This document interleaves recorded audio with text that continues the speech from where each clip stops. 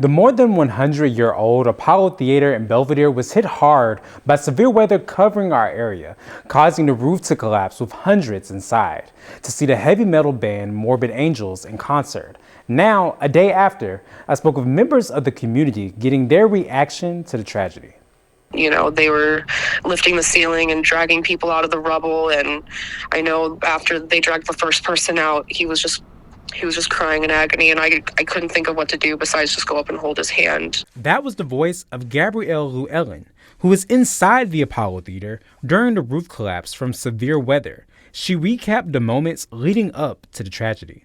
And then I got inside and they were actually talking about how they wanted to start moving people to the basement. And within 30 seconds of him saying that, the roof came down. Over 200 people were inside the theater.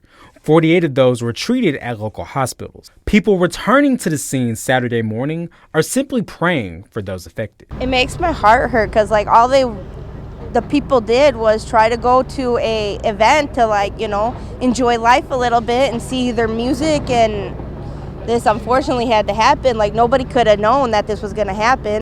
Belvidere Fire Chief Sean Shadle says it will be a long wait until the estimated cost and damages to the Apollo Theater are discovered. However, some in the community are hopeful to see the Apollo reopen.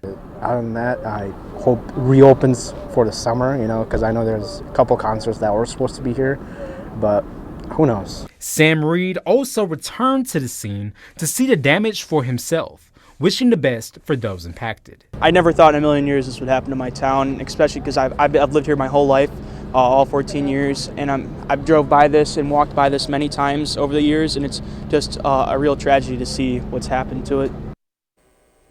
As we learn more about the extent of the damages at the Apollo Theater, we'll be sure to update you as we learn more.